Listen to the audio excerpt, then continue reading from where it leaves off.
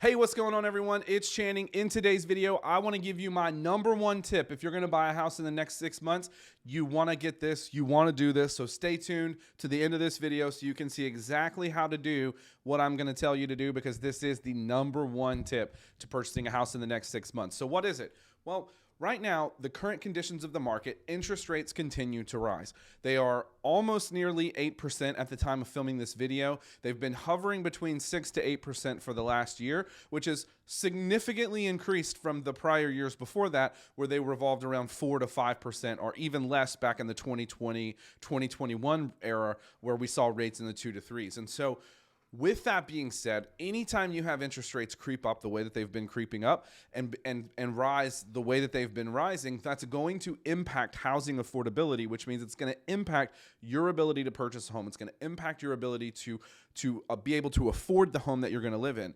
But what happens is, in a market like this, the market becomes less competitive because there are less buyers like you out shopping for homes.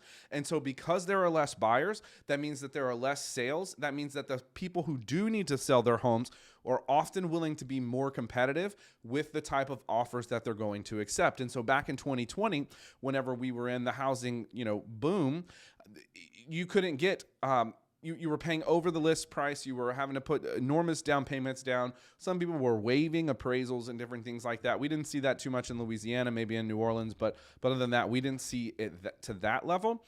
But now what's happening is it allows you to become more competitive, and or the market becomes more competitive, and you can now make lower offers. And so what I would suggest to anyone watching this video, my number one tip is get seller concessions. Okay.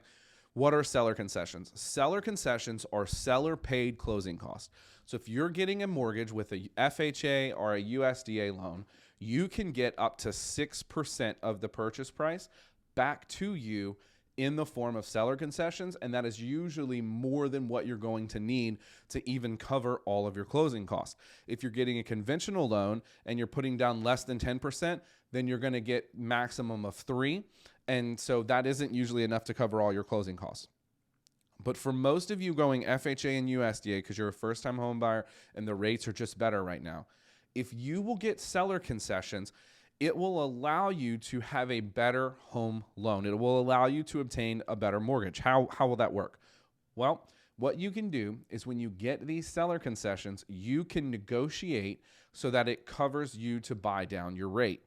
So that can take you from a rate of 7.5%, 7.75% to a rate into the 6s. What that's going to do is it's going to allow you to have a lower mortgage payment.